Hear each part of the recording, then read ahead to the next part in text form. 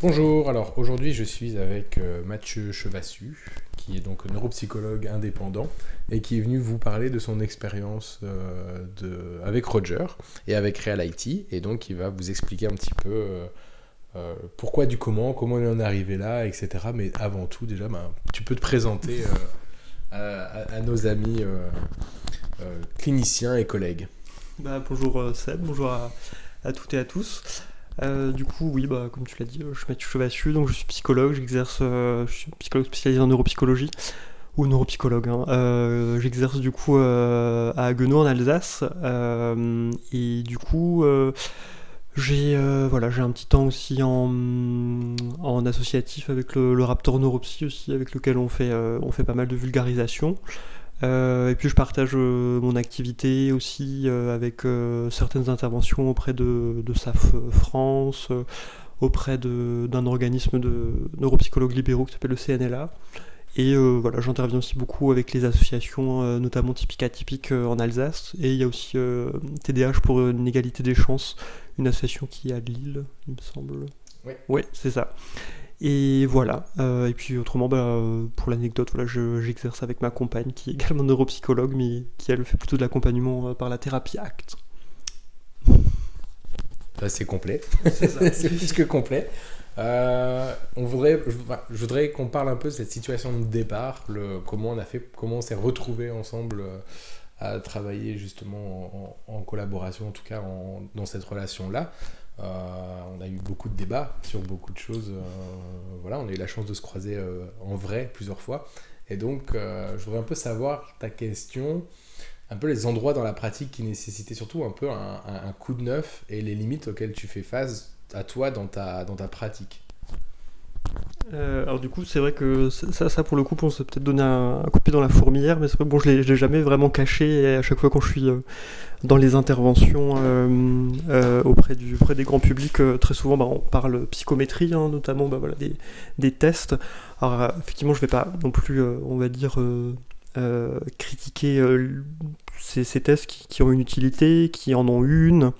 Pendant une grande période, et puis c'est quand même pour le moment le seul matériel qui est validé, qui est normé scientifiquement par rapport à des études.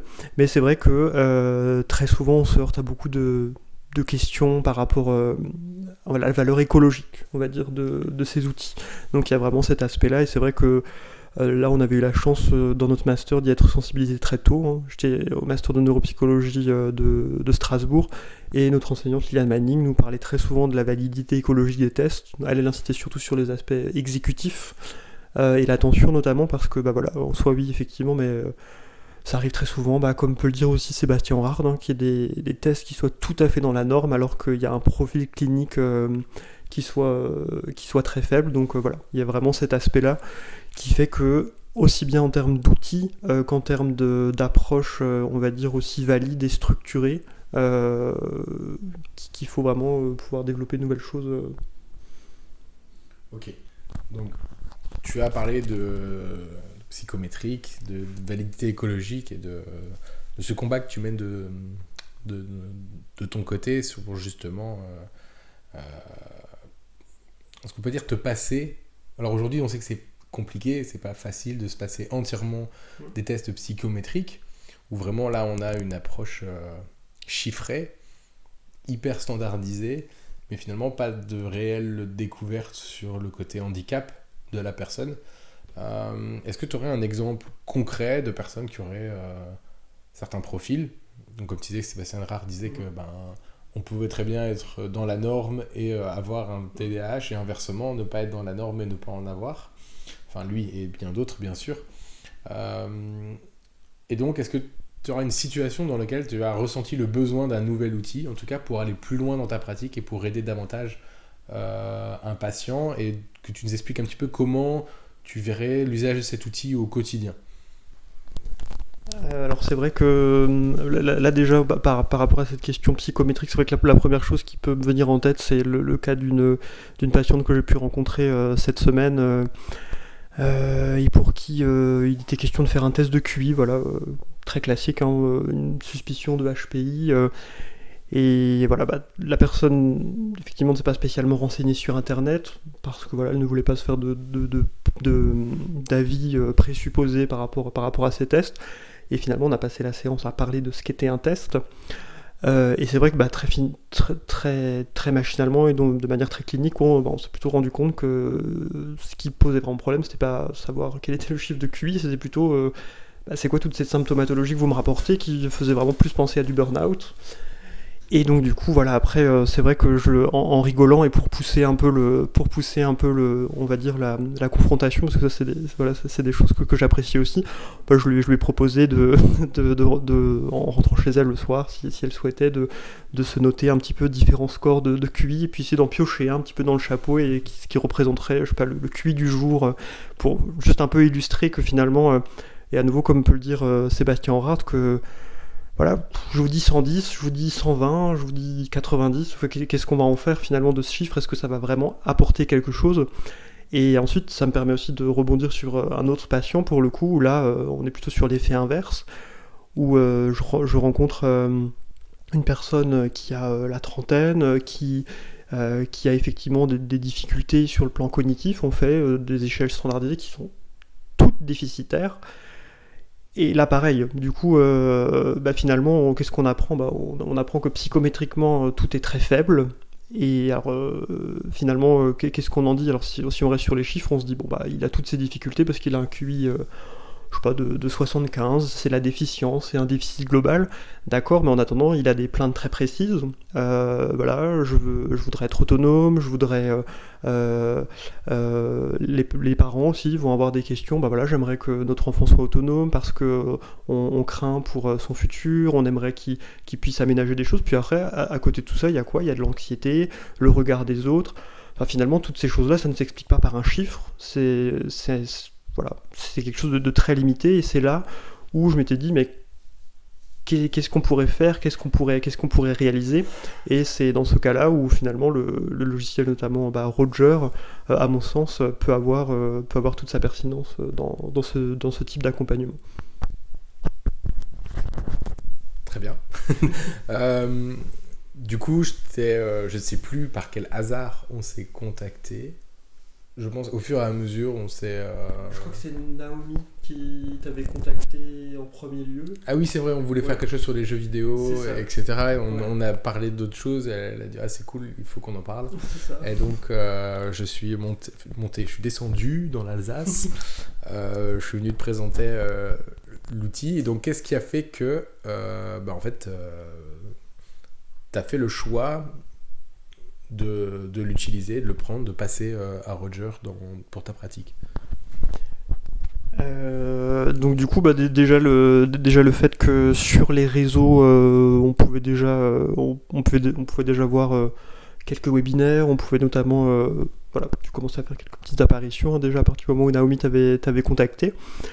Après, c'est vrai que la question c'était aussi la recherche de nouveaux outils. Donc il y a effectivement un peu aussi cet attrait pour la nouveauté, se dire, parce qu'on entend beaucoup parler du neurofeedback, on entend parler de toutes ces choses-là, et là déjà c'est plutôt une cause, on va dire, financière. Pour m'être renseigné sur des formations neurofeedback ou autres, c'est très cher. J'avais déjà regardé, demandé des devis, j'ai trouvé ça très cher, et il y avait un manque de transparence, à mon sens, par rapport à certains lieux de formation où on ne pouvait pas forcément avoir accès à comment sont structurées les tâches, comment sont organisées les choses. Voilà, ça m'a pas donné trop confiance. Puis après, je m'étais rapproché de confrères médecins ou psychologues qui, pareil, eux aussi me relataient leur méfiance par rapport à certains de ces outils. Et donc du coup, après on a beaucoup discuté ensemble. Tu nous as fait une formation très intéressante, où on a pu voir qu'on pouvait là être maître nous-mêmes de l'outil, dans la mesure du possible, puisque c'est quelque chose en développement, où il y a plein de... En tout cas, il y a cette liberté de créer les choses, et on sait ce qu'on fait. On sait ce qu'on fait et on sait comment on peut le créer, avec vraiment aussi un regard, le fait que tu aies aussi une formation en neuropsychologie, fait que là aussi on se comprend, on a un même dialogue, on a un même référentiel théorique. Donc là aussi ça nous permet vraiment de pouvoir avancer de manière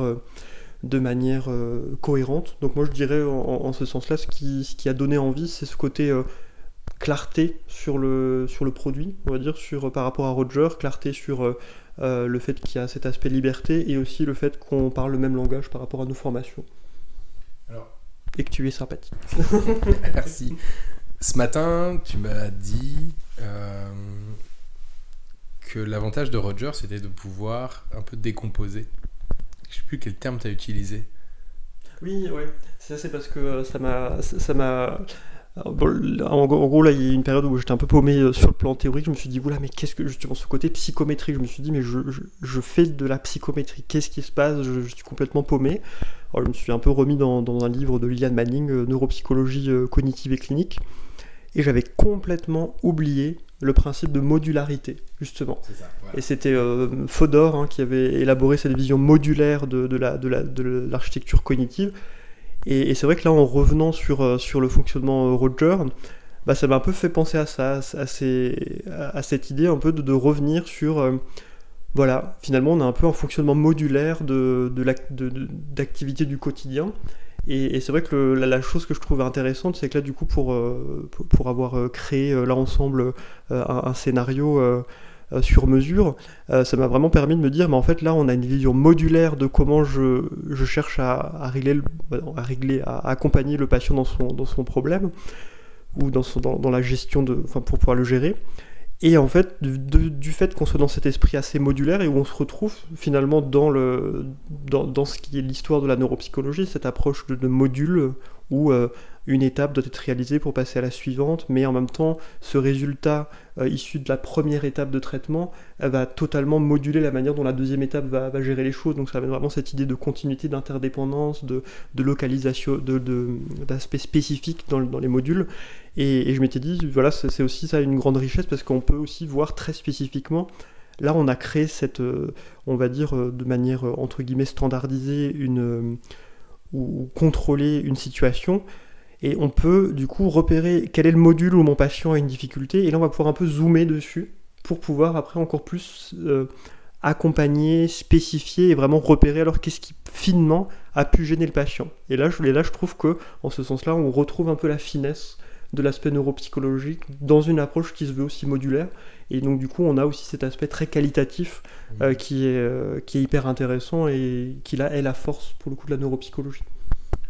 Je vais quand même faire une petite précision. Le logiciel Roger permet de créer ses exercices, ses contenus, et donc Mathieu a suivi une formation pour créer toi-même, ouais.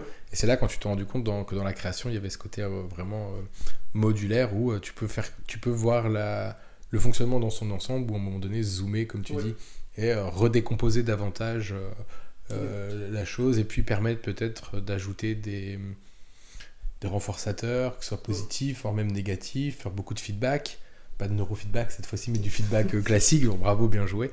Et donc ok, et donc on a conçu, tu as conçu ce matin, ce matin, hier après-midi et ce matin, un petit scénario qui dure, on avait 15 minutes, ça, ouais. Sur une routine matinale pour justement ton patient qui un peu en retard le matin, voilà, et qui du coup a besoin d'une organisation hyper stricte. Donc clairement, c'est que tu vas lui proposer un exercice où il va s'entraîner avec différents niveaux pour progresser et transférer ça au quotidien. C'est ça, ouais. L'idée vraiment de transférer. Ouais. D'accord. Qu'est-ce que tu apprécies ? Alors là, tu nous as parlé un peu de Roger, mais qu'est-ce que tu apprécies chez Futur Realite, l'entreprise que je suis en train de créer et qui va gérer un peu tout ça ? C'est quand même l'aspect... C'est quand même l'aspect disponibilité, moi je trouve, où on va dire, le but c'est pas non plus de te harceler dès qu'il va y avoir le moindre problème, mais c'est vrai qu'on sent quand même qu'il y a cette volonté de transmettre un nouvel outil. Il y a aussi je trouve cette sensibilité à pouvoir expliquer les choses, à vraiment essayer d'amener les choses au mieux. Et c'est vraiment d'ouvrir le regard et à nouveau, ce qui est très bien, c'est que il n'y a pas forcément cet aspect non plus critique, c'est-à-dire on va pas venir tout balayer comme ça du jour au lendemain, on oublie tout, non, c'est plus l'idée j'aime bien cette idée de continuité, donc ça amène aussi on va dire il y a cette humilité dans le fait d'amener l'approche, et en même temps il y a ce fait d'apporter les choses de manière disponible et claire.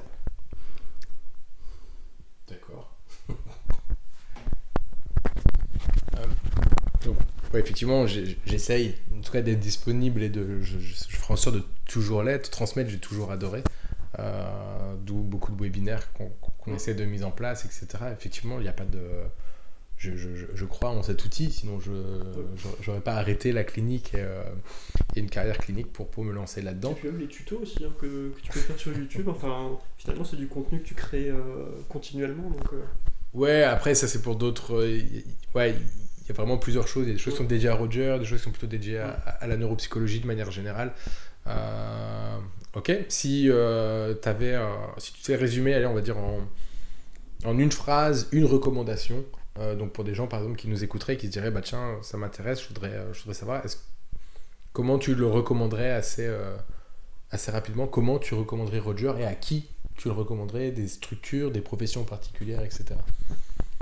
Bah, je pense que ça peut être un outil intéressant par rapport à la remédiation, justement. Donc, on va dire les professionnels de la remédiation, on gagnerait à avoir une belle collaboration avec des ergothérapeutes. Enfin, je me dis, ça peut permettre même de réfléchir à l'élaboration du logiciel, parce que là aussi, tu es ouvert sur l'idée de création, l'idée de générer des choses. Donc, on aurait tout à y gagner aussi avec les neuropsychologues, avec... peut-être même des psychologues spécialisés en TCC, peut-être y avoir aussi ces aspects-là au niveau de l'apprentissage. Enfin, je pense que ça peut être un outil qui peut être vraiment transdiagnostique, qui peut être pluridisciplinaire. Pareil, les médecins auraient aussi beaucoup à y gagner par rapport à comprendre ce qu'on peut en faire, ce qu'on peut en avoir en termes d'utilité. Donc voilà, moi je dirais c'est tout ce qui concerne la rééducation, et effectivement ça pourrait aussi bien s'inscrire dans un contexte libéral que dans un contexte institutionnel pour pouvoir justement accompagner mieux les choses, et d'ailleurs au niveau institutionnel pareil, ça pourrait y avoir un développement de choses plus spécifiques alors dans le terme institutionnel, parce que voilà, en fonction de la problématique, de la population, de la population, du type de pathologie. Donc ouais, moi je pense que c'est vraiment quelque chose qui mérite de s'ouvrir en fait pour vraiment avoir cette approche transdiagnostique et multidisciplinaire, notamment pour qu'après ça puisse aussi devenir éventuellement un outil d'évaluation un peu plus écologique aussi, pour qu'on puisse avoir à la fois cet aspect données quantitatives, mais aussi approche qualitative, parce que là dans les tests on a cette approche quantitative, l'approche qualitative est aussi là, mais c'est vrai que on va dire cette idée dans la mesure, on a des mesures qui sont on a des mesures qui sont propres, on a des temps de réponse, etc. Mais on va dire le contrôle des choses est un peu plus limité. Alors que là, dans Roger, par exemple, on est au module près, on va dire. On sait comment les choses sont constituées, on peut contrôler le temps, on peut contrôler les feedbacks. Donc il y a quand même à la fois une liberté et une manière de créer les choses qui est tout à fait adaptée par rapport à ces démarches-là. Je vais faire une dernière question. T'as une formation pour apprendre à créer. Demain, tu rentres chez toi. Dommage. Est-ce que tu te sens... Comment tu te sens en termes d'autonomie par rapport à la création du contenu, sachant que on a pas mal discuté sur la façon de le concevoir, etc. Maintenant que tu as tout en tête, demain tu rentres chez toi, comment tu vas te sentir concrètement pour créer un exercice? Là du coup par rapport à cette création, donc bon, je suis encore novice, hein, on va dire. Effectivement j'ai créé un premier scénario, je suis très fier de moi, hein, voilà. On montrera après. Voilà, super. Et donc du coup du coup en tout cas ce qui est bien, c'est qu'il y a pas mal de choses techniques que j'avais pas forcément, que je maîtrisais pas, que je comprenais pas du moins avant de revenir ici. Donc du coup là c'est vrai que je me sens quand même en mesure de pouvoir maintenant peut-être mieux analyser la demande de certains de mes patients. Donc là je pense quand même plus par rapport pour le moment ce sera plus les adultes. C'est vrai que là encore enfant, ado, j'aurais peut-être encore du mal à savoir où est-ce qu'il y aura une spécificité qui pourra être donnée, quoique ça va peut-être venir à un moment donné par rapport à des demandes. Mais en tout cas là je sais que maintenant pour ces idées de routine, je pense que j'aurai encore d'autres idées de scénarios qui vont pouvoir émerger. En tout cas voilà, par rapport à ces questions-là, oui. Je pense que je me sens un petit peu plus en mesure de pouvoir proposer quelque chose. De toute façon, il n'y a pas de secret, ce sera la pratique. C'est ça. Écoute, merci à toi. Merci. Réel plaisir de pouvoir échanger sur des sujets qui nous rassemblent, même si finalement je pense que ça nous rassemble, mais je pense qu'il y en a beaucoup, ça diviserait. Ça, oui, ouais. on en a fortement conscience. On va mettre fin à cette petite interview. Merci à toi. Merci. De nous faire confiance et de te lancer dans cette aventure avec nous. Et on va passer à la démonstration de ce qu'a fait Mathieu, et vous pourrez vous rendre compte qu'il est balèze. Merci. Merci.